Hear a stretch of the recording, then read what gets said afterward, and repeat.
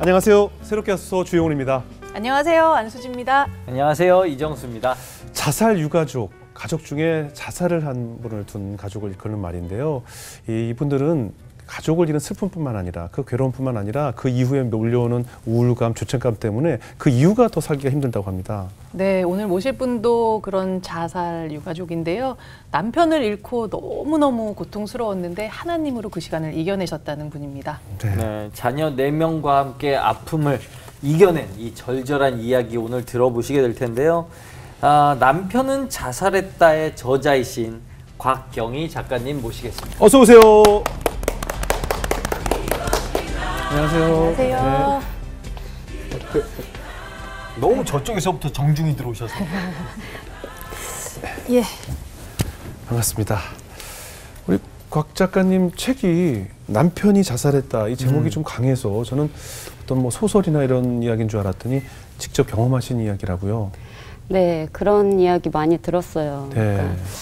그러니까 2015년도 12월 7일 한 6, 7년 됐네요. 네네. 예, 제가 이제 정말 너무 이제 희망이 보이지 않으니까 예. 이혼하자고 했더니 그 전날 극단적인 선택을 했고 예. 하필 그날이 제 생일이었어요. 그러니까 차마 제 생일에 이혼을 못 하겠더라고요. 네네. 그래서 제가 이제 그 다음 날로 한 건데 네. 이제 그 전날 그런 선택을 하게 됐습니다. 예.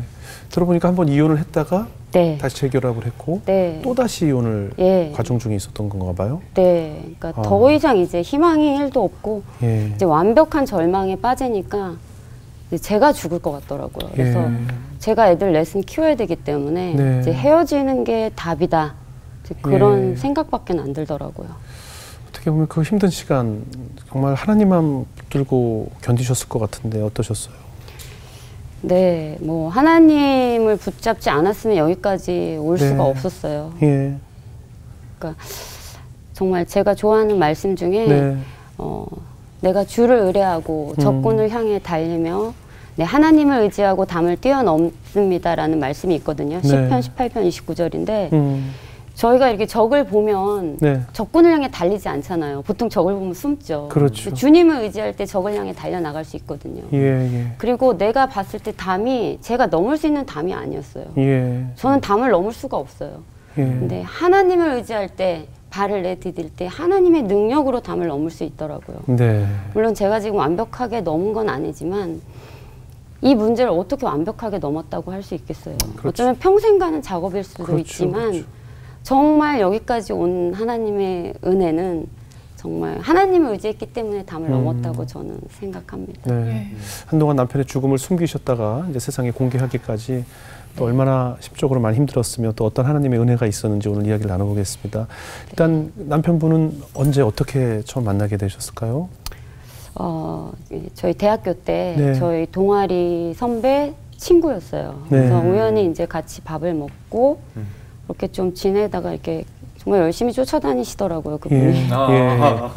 그래서 저는 이제 정말 집도 탈출하고 싶었고 네. 정말 나중에 또 자살하겠다, 너랑 안 만나면. 그때도 그렇게 너무 열심히 하니까 저는 정말 집을 탈출하고 싶었고 이 정도의 남자라면 내가 결혼해도 괜찮겠구나. 네. 날 이렇게 좋아하니까. 근데 참 그게 저의 오산이었어요. 남편이 무슨 지병을 앓고 있었어요?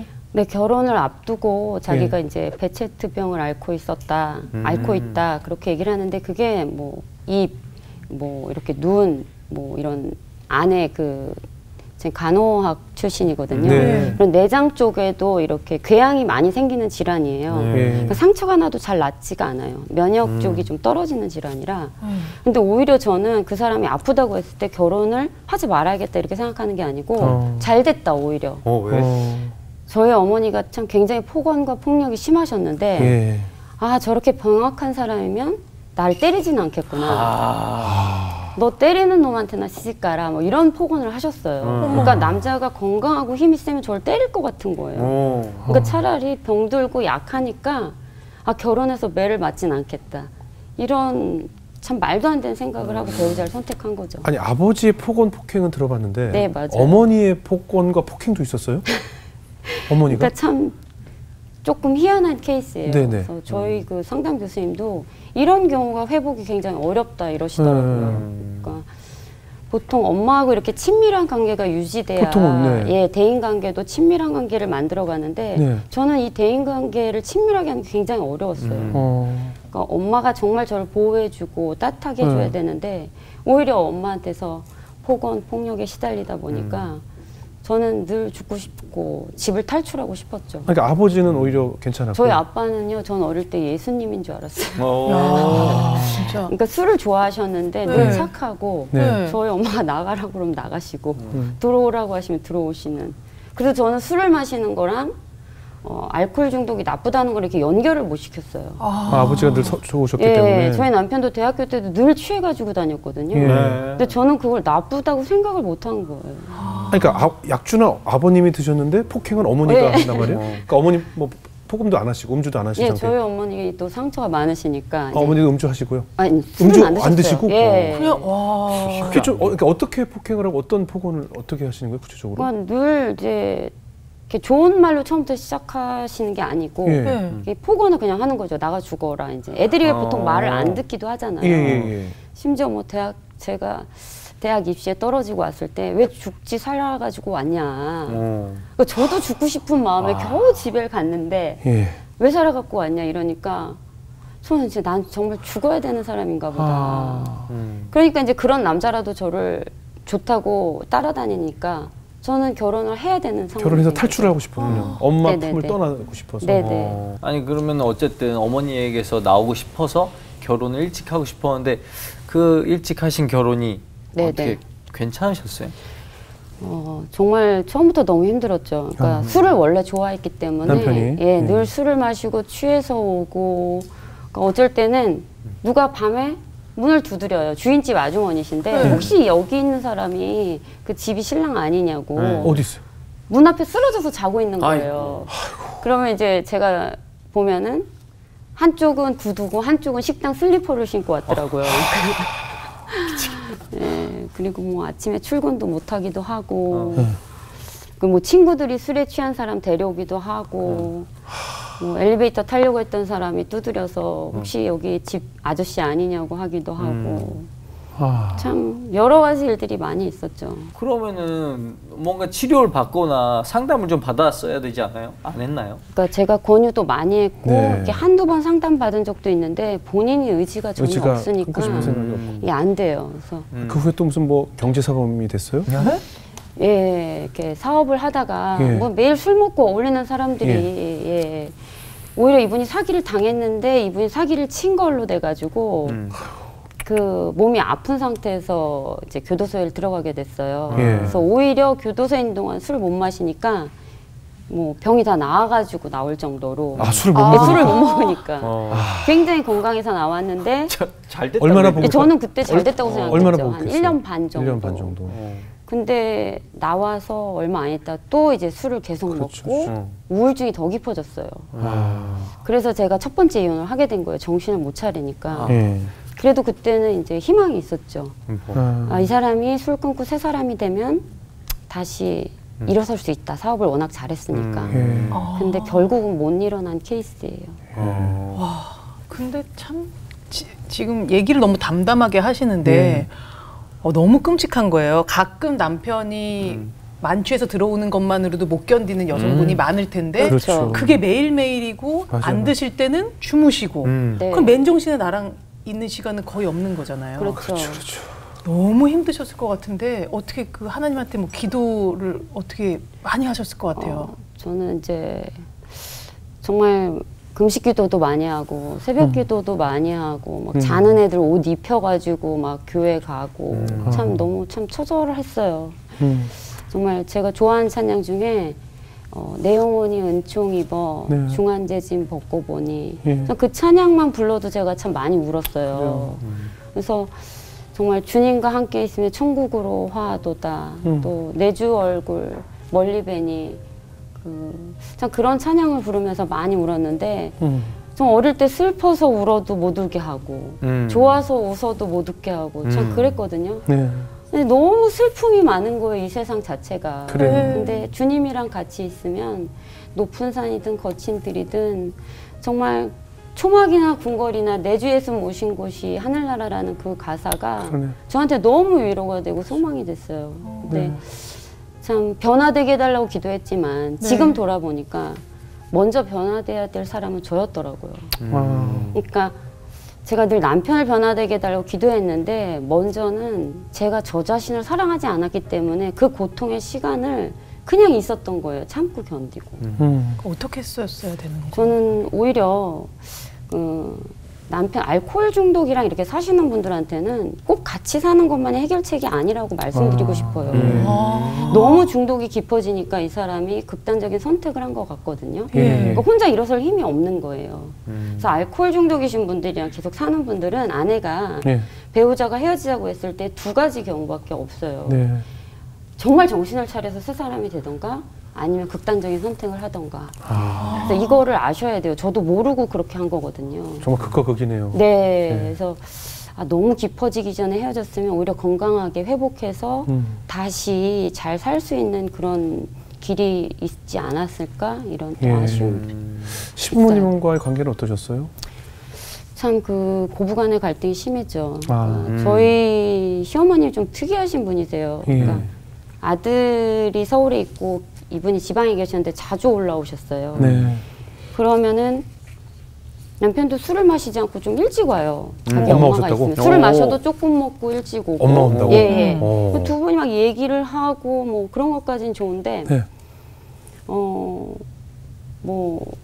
새벽에 물소리가 나서 이렇게 5시에 샤워를 할 사람이 없거든요. 욕실에 이렇게 가보면 두 분 말소리가 들리는 거예요. 새벽 5시에? 예. 그러니까 어머니 목욕을 시키는 거죠, 아들을. 아니 누가 누구를요? 아들. 그 어머님이 엄마가 아들을. 어머님이 아들 예. 목욕을 시켜준다고요? 네. 그러니까 저 정말 전신 벗고. 목욕을 다 벗고. 네, 팬티만 입고. 팬티만 입고 샤워를 해요? 예. 씻기는 거예요, 아들을. 저도 그런 건 안 해봤거든요. 그건 무섭다. 그리고 제가 이렇게 주방에서 일을 하고 있으면은 참 엄마 무릎을 베고 누워서 가슴을 만지면서 TV를 보는 거죠. 이런 내용이 제 책에 있어요. 그러니까 제가 참 부끄럽지만 그와 저의 이야기를 이제 다 썼죠. 그럼 어머니가 혹시 또 아들에게 뭐 며느리 험담을 한다던가 뭐 이런 일도 있나요? 네, 한 누워서? 번은 저희 집에 오셨는데 남편이 과일을 사가지고 왔는데 이제 그 다음날 제가 과일을 깎아드리면서 맛을 보니까 너무 맛이 없는 거예요. 그래서 제가 이거 과일 너무 맛이 없는데요. 왜냐면 맛없는 과일 드리기가 좀 민망하니까 그랬더니 야, 너 그거 애들 아빠한테 얘기하지 마라. 뭐 과일 맛없다고 하면 다시는 안 사온다. 그러시는 거예요. 이렇게 제가 봤을 땐 술이 취해서 과일을 사니까 그 과일 파는 사람이 맛없는 과일을 줬겠죠. 근데 이제 조금 있다가 이 어머님이 아들 방에 들어가더니 뭐라고 얘기를 하는데 문을 열고 얘기를 하신 거예요. 근데 너 다시는 과일 사다 주지 마라. 제가 과일 맛없다더라. 이렇게 얘기를 하시는 거예요. 그래서 와, 어머님이 지금 계속 저렇게 사셨구나. 이간질하는 거. 네. 늘 전화 통화도 자주 하고 하니까 참 저렇게 계속 생활하셨구나. 아니 그런 상황이면 굉장히 자괴감도 많이 들고 굉장히 심적으로 힘드셨을 것 같은데. 예, 그러니까 저 사람은 나를 좋아하질 않는구나. 그러니까 맨날 늦게 들어오고 늘 술 취해서 오고. 그러니까 저는 이제 늘 허전하니까 그래서 아이도 하나, 둘, 뭐 셋, 넷 이렇게 낳은 것 같아요. 어떻게 하면 좀 가정으로 돌아오게 할 수 있을까. 그래서 좀 믿음 좋은 남편, 술도 끊게 하고 정말 제가 기도한 결실을 좀 보고 싶었죠. 그렇죠. 좀 자랑도 하고 싶고 교회 믿음 좋은 권사님, 장로님 부부처럼 그런 날이 올 줄 알았어요. 저는. 그럼 이제 결혼 생활 하시면서 몇 년 사시다가 첫 번째 이혼을 하신 거예요? 거의 뭐 죽기 1년 전에 이혼을 했었기 때문에 2, 3년. 20년 사시다가 결국은 이제 이혼하셨는데 네, 이혼 한 번 했고. 다시 재결합을 하신 이유는 뭘까요?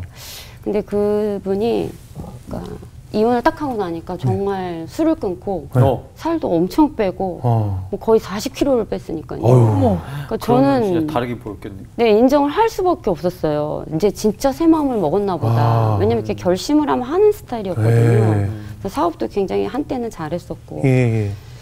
그래서 그리고 또 아이들이 아직 셋째, 넷째가 딸들이었는데 어렸어요. 근데 제가 또 상담학 공부를 해보니까 딸들은 어릴 때 아빠랑 이렇게 땀 냄새도 맡고 살도 부비고 해야 제일 중요하죠. 이 다음에 건강한 남편을 고르는데 저 때문에 아이들이 아빠랑 못 있는 것 같은 생각이 들고 네. 건강은 계속 악화되고 있었거든요. 네. 그래서 얼마 못 살지도 모르는데 내가 이렇게까지 나 때문에 애들이 아빠 없는 아이들로 자라야 되나 싶어서 예. 안 되겠다, 그냥 합쳐야겠다. 이제 여러 가지로 그런 결정을 내렸어요. 남편도 합치자고 했고. 남편은 합치려고 살을 뺀 거죠. 술도 끊고. 아, 아내를 네. 아내에게 잘 보이려고. 이혼하고 작가님을 싶지가 위해서. 않으셨구나. 네, 이혼하고 싶지 않았던 거예요. 아, 그러니까 내가 변했다는 걸 보여주기 위해서 노력을 하셨군요. 첫 번째는 제가 엄청 꼬셨어요. 음. 다시 정신만 차리면 내가 합친다. 아, 와, 근데 집에서 계속 술 마시고 자니까 제가 같이 있으면 제가 미칠 것 같더라고요. 예. 그래서 꼬셔서 이제 고향으로 내보낸 거죠. 그런데 이제 그 변화를 보고 네. 다시 합치기로 재결합을 하셨고, 예. 그리고 다시 재결합을 하셨는데 네. 다시 원 상태로 돌아가던가요? 재결합을 한 그날부터 술을 마셨어요. 와, 축하주라면서. 네. 와. 저는 딱 믿고 지방으로 서울에서 모든 걸 정리하고 예. 그때 애들이 다 어린 아이들이었어요. 예. 그 애들을 학교를 다 옮겼단 말이에요. 고등학교, 중학교, 초등학교. 아이고. 또 큰일인데. 그리고 내려갔는데 그날 또 술 마시는데 제가 어떻게 또 다시 전학을 시키고 다시 와요. 아, 그래서 나중에는 이제 제가 죽을 것 같고 미칠 것 같아서 이제 너가 죽든 말든 난 애들을 살려야 되겠으니까 제발 이혼만 해달라고. 다시 이혼하자. 예, 그래서 한 2주 정도는 거의 이 사람은 매일 매달리고 무릎 꿇고 한 번만 자기를 봐달라고. 근데 그 다음날 또 술을 또 마시고 술을 오는 거예요. 그래서 저는 이혼을 강행할 수밖에 없었어요. 그렇게 해서 다시 이혼을 이제 결정이 됐고, 네. 그러다가 어떻게 언제 어떤 일이 있었던 거예요? 그러니까 이제 이혼을 본인이 다시 하기로 한 날? 예, 예. 이제 이혼을 하기 며칠 전에 이제 네. 손목을 긋고 아, 피를 흘리는 사진을 저한테 보내기도 하고 정말 한 번만 봐달라고 이제 그러기도 하고 근데 그 다음날 아침에 예. 그 정말 극단적인 선택을 하는 날 아침에 너무 사람이 멀쩡해 보였어요. 예. 그래서 저한테 이제 토치를 달라고 예? 토치? 불 붙이는 예, 거. 예, 예, 토치를 달라고 해서 저는 친구들이랑 고기를 구워 먹으러 가려나 보다. 이제 그렇게 하면서 정말 아무 생각 없이 줬어요. 줬죠. 예. 예. 근데 그날 그런 극단적인 선택을 하게 됐어요. 어디서 어떻게 아, 그 근처 산에 차를 가지고 가서 그날 차 안에서. 집에서 안에서? 애에서 그래서 그걸 달라고 했던 거예요? 네, 그 아침부터 결심을 했다는 거네요. 네, 그 본인은- 충동적으로 한 것이 아니라. 네, 그래 전날 결심을 한 것 같아요. 인사 같은 거나 뭐 이런 그런 말도 했나요? 네, 뭐 인사, 마지막 인사나 인사라든가 뭐 약간 아니요. 징후를 나타내는. 전혀 없었어요. 아, 그때는 낮이었으니까 술도 안 먹었을 것 같은데 참. 일단 처음에 연락이 안 됐을 것이고. 네, 예, 어떻게 저한테 이제 전화도 여러 번 했었는데 예. 그날 제가 이제 늦은 나이에 대학원 공부를 하고 있어가지고 네.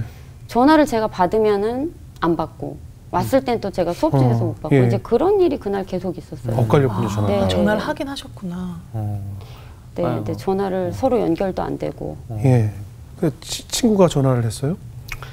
아, 그날 사실 이제 책을 쓰면서 저도 기억을 더듬어 예, 예. 보니까 예. 알게 된 건데 사실 그때 기억이 완전 암흑이에요. 예.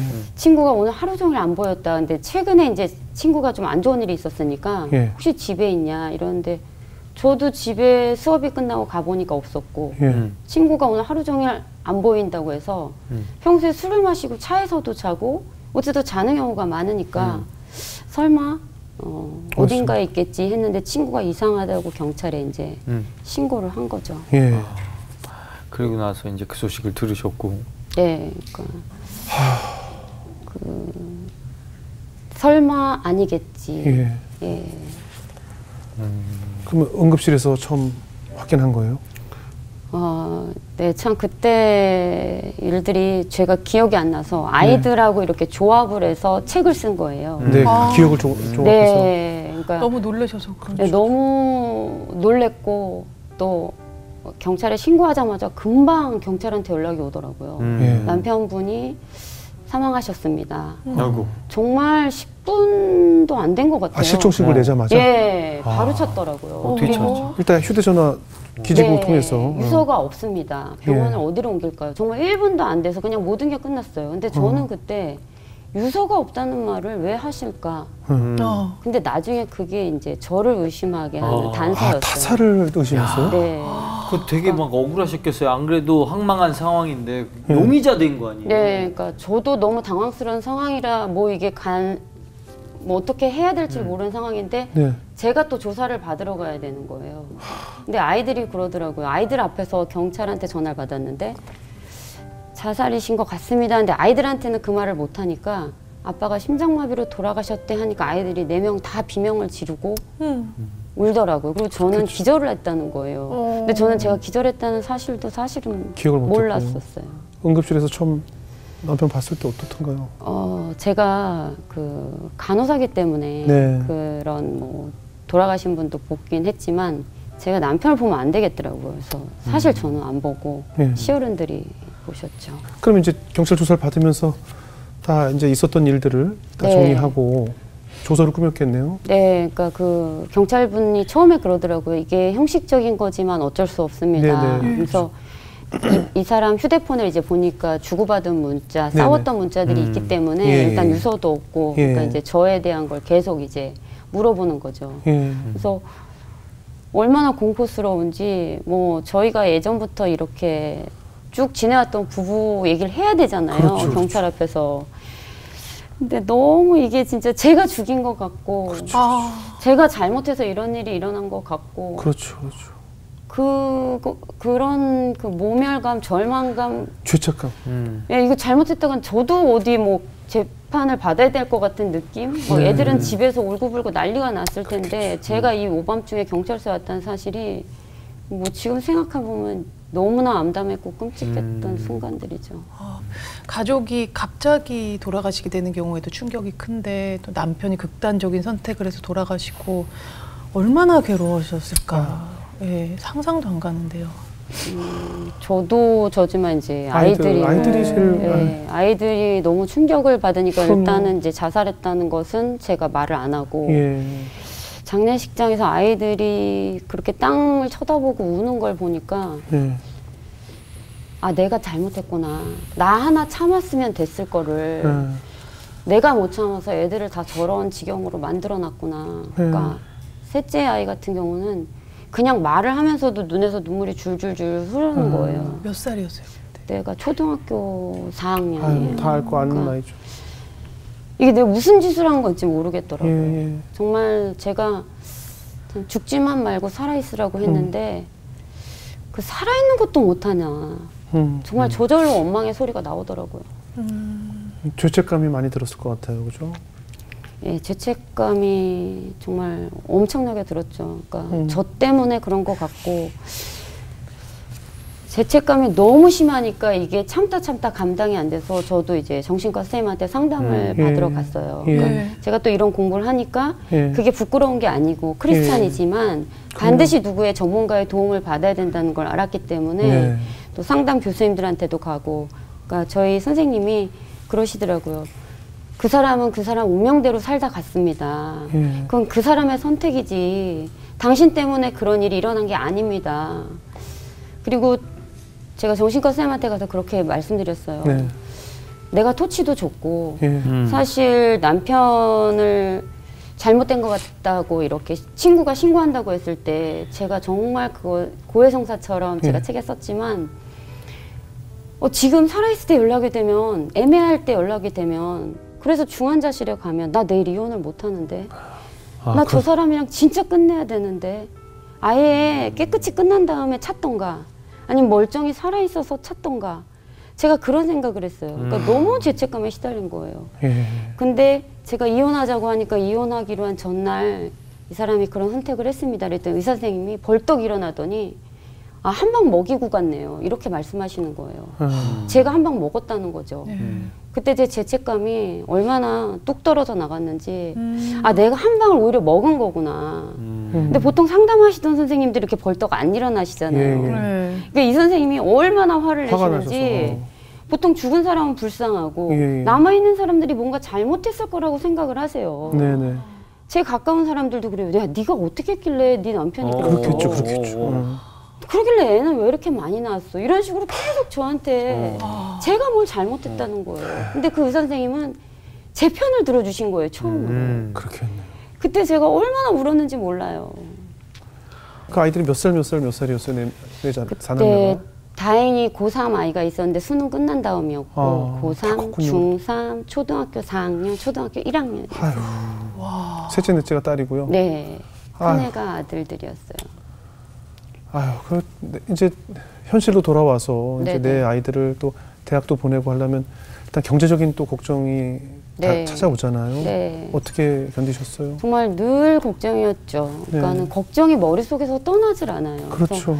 제가 이제 어쨌든 남편이 있을 때는 뭐 빚이 있든 어쨌든 직장 생활을 안 하고 있었는데 뭐 갑자기 그렇게 되니까 예. 처음에 몇 달 좀 쉬다가 그 간호사 3교대를 했어요. 근데 못 모르고 한 거죠. 그 나이에 오랜만에 하는 건데. 근데 이제 다른 거는 힘들어도 참겠는데 이제 나이트 근무를 할 때 네. 아침에 아이들끼리 학교를 가야 되는데 어느 날 4명한테 다 문자가 온 거예요. 아이들이 안 왔다고. 학교에서요? 예, 담임선생님이 문자를 다 보낸 거예요. 근데 제가 막 속이 타들어가는 거예요. 안 그래도 일어나라고 전화를 했는데 다 안 받고. 아니, 그러면 어른 아무도 없이 애들끼리만 네. 그럼 셋째, 넷째 되게 어릴 나이인데. 네, 어린데 초등학생인데 오빠들한테 깨워놓고 가라 이랬는데 내 오빠들까지 다 잠이 든 거죠. 제가 그날 이제 집에 가면서 아이들을 만난 거예요. 아이들이 학교에 막 가려고 나오고 저는 퇴근해서 이제 예. 들어가고. 진짜 이거를 잘 갔다 오라고 해야 되는지 혼내야 되는지 헷갈리더라고요. 그래서 나이트 근무하고 집에 가면은 항상 침대에 가서 엎드려서 펑펑 그럼요, 울었던 그럼요. 기억이 나요. 뭐 남편이 혹시 뭐 빚을 지거나 그러진 않았어요? 그러니까 빚도 있었어요. 아. 빚이 있는데 저 상담하면서 그것도 파산 신고를 해야 되는지 그때 알았어요. 예. 뭐 빚도 있고 그랬더니 그거 빨리 하시라고. 그래서 상담하면서 그런 것도 알게 예. 됐고 그 제가 항상 하나님한테 기도했던 게 내가 너보다 앞서가서 험한 것을 평탄하게 하고 내가 논문을 쳐서 부수고 세빗장을 꽂고 내게 흑암 중의 보화와 은밀한 곳에 숨은 재물을 주어 내 이름을 부르는 자가 너의 하나님임을 알게 하겠다라는 말씀이 있어요. 그래서 네. 하나님이 나보다 항상 앞서가서 험한 것을 평탄하게 하는데 내가 왜 걱정을 할까? 이 흑암 중의 보화는 아무도 못 보고 있는 거잖아요. 근데 네. 그 보화를 나에게 주겠다고 하신 말씀을 제가 믿고 네. 정말 더 이상 이렇게 쪼들리는 삶 살지 말고 이러단 제가 죽겠더라고요. 그래서 원래 대출을 받아서 산 아파트에서 대출을 더 받았어요. 네. 그래서 아이들한테 너무 미안하니까 제가 직장을 그만두면서 진짜 그 대출받은 돈을 통장에 넣어놨는데도 마음이 뿌듯하더라고요. 네. 일단 당분간 살 수가 있으니까. 그래서 내가 집 하나 이거 놔두고 죽느니 단칸방이라도 내가 아이들이랑 살아남아야 되겠다는 생각을 한 거예요. 그래서 오랜만에 장도 좀 보고 아이들이 밤에 아이스크림 먹고 싶다고 하는데 오밤중이니까 편의점에 가자 그래. 그래서 애들 넷을 데리고 아이스크림 2개씩 골라봐. 근데도 마음이 너무나 풍요로운 거예요. 그래서 신나게 아이스크림도 먹고. 그리고 이제 상담선생님 그러시더라고요. 부모가 여지껏 나를 안 밀어줬다고 원망하지 말고 이제 컸으니까 여러분이 여러분을 밀어주세요. 왜 예전에 뭐 누가 서울로 유학 간다 그러면 뭐 집도 팔고 소도 팔고 네. 뭐 이렇게 해서 아이들을 왜 이렇게 뒷바라지 그렇죠, 해준 얘기가 있잖아요. 예. 저는 그게 너무 부러웠거든요. 그럼 내가 나를 밀어줘야 되겠다. 내가 집을 팔아서 나를 밀어줘야겠다. 이런 생각을 한 거예요. 그래서 그때 집을 팔았지만 그때 이후로 정말 어떻게 하나님이 채워주시는지 모르겠어요. 정말 제가 지금 경산중앙교회 다니고 있는데 교회에서 장학금도 많이 받았고 이렇게 여러 목사님들이 장학금도 주시고 아이들 먹을 것도 사다 주시고 정말 그 구약의 그 어느 과부의 기름 계속 채워지는 그런 것처럼 참 기적처럼 그렇게 항상 하나님이 채워주세요. 그래서 정말 내가 먼저 시작해야 되는구나. 내가 나를 먼저 사랑해야 되는구나. 온천하보다 한 생명이 귀하다고 했는데 나는 항상 빼고예요. 다른 사람은 다 사랑하겠지. 나는 빼고. 맞아. 근데 비로소 제가 저를 사랑하게 되고 그러니까 이제 여유가 생기고 아이들도 눈에 들어오고 그런 일들이 좀 일어났죠. 그래도 이 아이들 볼 때마다 그 아빠 없는 아이들이라는 생각에 참 네. 눈물로 기도를 많이 했을 것 같아요. 네, 참 이렇게 교회 가서 네. 참 그런 기도 많이 했어요. 이렇게 어떻게 애비 없는 자식을 만들어놨냐. 왜 우리나라는 뭐 좀 잘못하면 너 아버지 뭐 하시냐. 옛날에 그런 거 많잖아요. 그래서 만약에 아빠 없다고 하면 너 애비 없는 자식이라 그러냐. 맞아요. 예전에 막, 그랬죠. 예, 막 그런 소리를 들을까봐 겁이 나기도 하고 참 그런 원망하면서 남편한테 참 그런 원망의 기도를 좀 했죠. 근데 교회에 제가 새벽 예배에 가서 기도를 하면 저 혼자 너무 우니까 네. 이게 너무 창피한 거예요. 이렇게 네. 다른 분들이 조곤조곤 기도를 하시는데 네. 제가 이렇게 통곡을 하니까 방해가 될 것 같더라고요. 그래서 혼자 어딘가에 가서 기도는 해야겠는데 근데 마침 집 앞에 조그만 개척교회가 있는 것 같더라고요. 네. 그래서 거기를 좀 한번 가서 기도를 해볼까? 이제 그러고 갔는데 딱 교회 문 열자마자 성도가 한 명도 없는 거예요. 근데 네. 그게 싫은 게 아니고 좋았어. 아 여기다. 어. 너무 좋은 거예요. 네. 그래서 예배를 드리고 목사님께 사정을 말씀드렸더니 교회 문을 안 잠그시겠대요. 아무 때나 와서. 아무 때나 와서 기도를 해라. 그래서 네. 제가 너무 잘 됐다. 그래서 기도를 하다가 어느 날 정말 제가 남편한테 이제 욕이 나오기 시작한 거예요. 처음으로. 예. 어떻게 그렇게 갈 수가 있냐. 네, 네. 애들하고 나한테 할 말이 그렇게 한마디도 없었어. 어떻게 유서를 안 쓰고 갈 수가 있어. 이러면서 이제 막말이 나온 거예요. 그렇죠, 그렇죠. 근데 갑자기 떠오른 한마디가 있었어요. 예. 제가 평소에 책을 조금 열심히 읽는 스타일이었어요. 그럼 저한테 와서 그래요. 야, 책만 읽지 말고 책을 써라. 그 말을 굉장히 자주 했는데 그 말이 딱 떠오르는 거예요. 예. 그래서 제가 잘 됐다. 평소에 유서를 했구나. 너와 나의 어리석은 이야기를 책으로 써야 되겠다. 내가 책을 쓸게. 약간 복수심처럼. 내가 책을 쓸게. 예. 그렇게 얘기를 하고 나니까 갑자기 두려움이 확 몰려오는 거예요. 왜냐면 제가 저희 시부모랑 친정부모님 빼놓고 모든 사람한테 심장마비라고 속였기 때문에 책을 못 쓰겠는 거예요. 근데 갑자기 하나님이 이런 마음을 주셨어요. 사람을 보고 쓰지 마라. 내가 그 책을 받을게. 나한테 써라. 근데 갑자기 정말 눈물이 터지는 거예요. 네. 여지껏 원망의 말이었는데 원망의 기도였는데 갑자기 기쁨으로 바뀐 거예요. 아 이거구나. 내가 정말 하나님 옥합을 깨트리겠습니다. 그러면서 제가 교회를 뺑뺑뺑 돌면서 춤을 췄어요. 제가 원래 춤을 못 추는데 그렇게 악을 쓰면서 원망의 기도를 했는데 그날 처음으로 죄책감에서 벗어난 거예요. 아 내가 이 책을 써야 되는 사명이 있나 보다.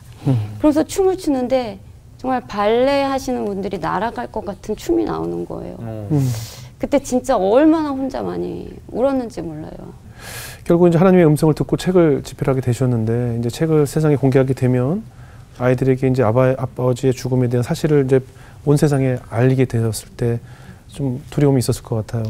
네, 진짜 아이들한테는 언젠가는 알려줘야 되는데 왜냐면 또 자살 유가족 중에 또 자살하시는 분이 나오거든요. 아, 그래요?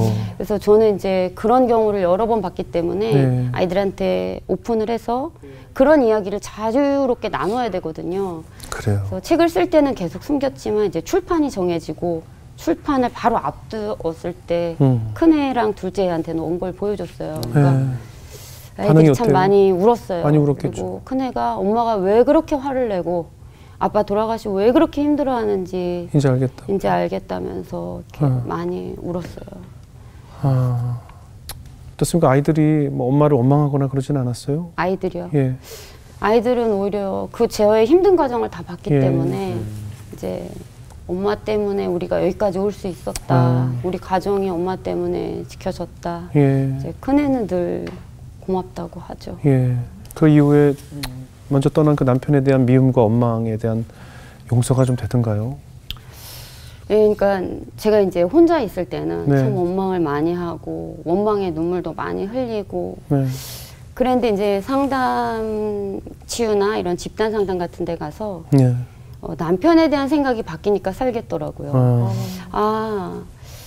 어딜 갔는데 그러시더라고요. 남편분이 그렇게 막 다투고 그럴 때 어떤 집은 아내를 죽이고 본인도 죽고 그거를 자식들이 발견한 경우도 있다.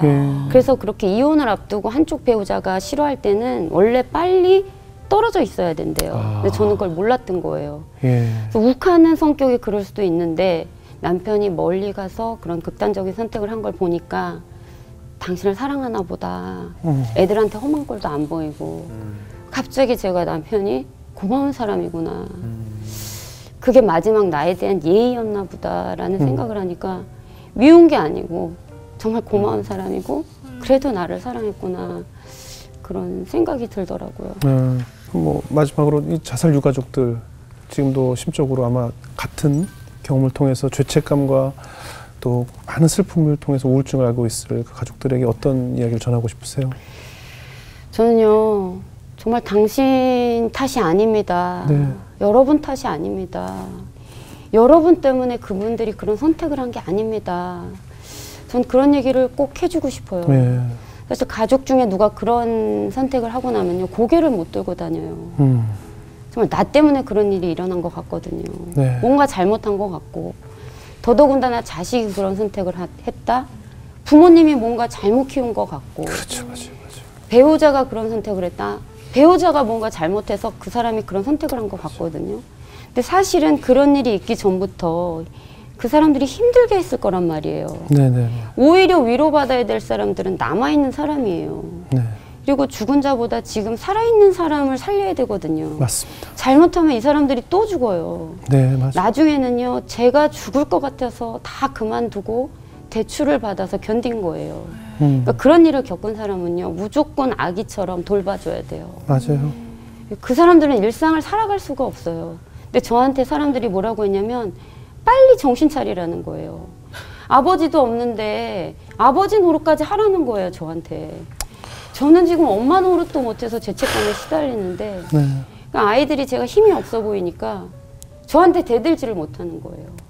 제가 주는 반찬, 제가 그냥 해놓은 거 다 그냥 아무 말도 안 하고 그대로 받아 먹고 그대로 견디는 거예요. 근데 저는 직장에 가서는 애들이 불쌍해서 울어요, 일을 하면서. 근데 막상 만나면 니네 왜 이렇게 어질러놨어? 밥은 먹고 식탁에 왜 이렇게 어질러놨어? 그거부터 시작하는 거예요. 그럼 잘 땐 또 죄책감에 시달려요. 도대체 우리 애들 어떡하면 좋나?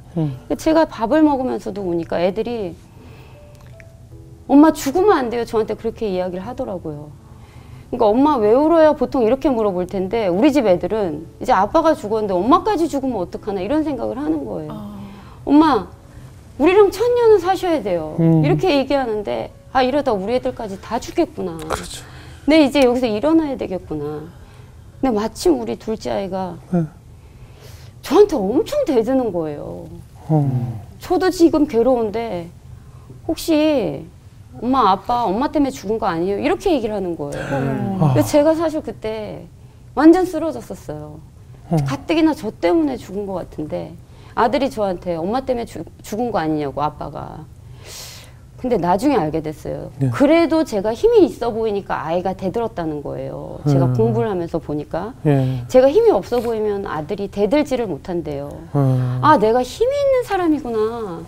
그때 제가 벌떡 일어나서 집단 상담을 가고 살아야 되겠다는 생각을 하게 됐거든요. 네. 그러니까 참 그러고 보니까 아이들 때문에 제가 다시 살아난 거는 맞네요. 그렇네요. 참 오늘 이야기가 참 가슴 아픈 이야기인데 우리 안수지 자매 어떻게 들으셨어요? 아이고, 뭐 참 무지했구나 싶습니다. 제가. 왜냐하면 항상 망자에 대해서만 불쌍하다는 생각이 습관적으로 드는데 남아있는 사람도 안 됐지만 왜 저 사람이 너무 안 됐다 이렇게만 생각했는데 아까 말씀하시는데 만신창이로 피투성이가 된 건데 겉으로 드러났는데 멀쩡해 보인다고 사람들이 거기다가 정신 차리란 소리 하고 와 우리가 입 밖에 내지 않았어도 어떤 자살 유가족한테 그런 생각을 그런 시선으로 봤다는 것도 굉장한 문제가 있겠구나. 전혀 생각을 바꿔야겠다 이런 생각이 들었습니다. 네. 네. 이종수 형제.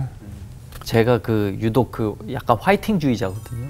아. 힘내, 너 할 수 있어, 야, 할 수 있어, 막 이런 주의자란 말이에요. 근데 이것도 다 처방전이 다 다르듯이 이 화이팅도 골라가면서 처방해야겠다라는 생각을 해봤습니다. 아시겠지만 우리나라는 OECD 국가 중에 자살률 1위인 국가예요. 네. 그렇다면 다시 말해서 자살 유가족도 가장 많은 나라라는 것이겠죠. 네, 맞아요. 그렇다면 지금 우리 작가님 겪으실 그 슬픔과 아픔을 겪는 사람들이 얼마나 많겠냐는 것이에요. 네.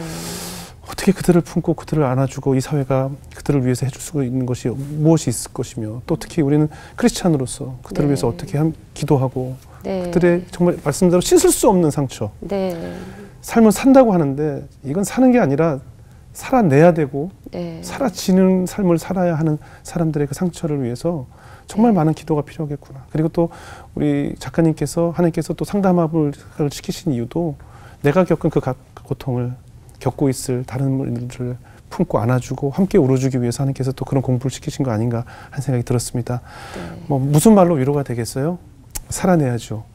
하나님께서 주실 더 큰 기쁨을 기대하면서 우리 딸들 나중에 정말 좋은 남편들 만날 수 있도록 또 정말 멋진 남편들 만날 수 있도록 많은 기도해 주시고 또 우리 아들들을 위해서도 끊임없는 기도밖에 없겠다 하는 생각이 들었습니다. 앞으로 더 많은 곳에서 간증 나눠주시고 지금도 나약하고 쓰러져 가는 사람들 살릴 수 있는 상담을 열심히 해주시고 그들을 위로해 주십사 부탁드리겠습니다. 오늘 어려운 간증 얘기 나누셔서 대단히 감사합니다. 감사합니다. 예, 고맙습니다. 고맙습니다.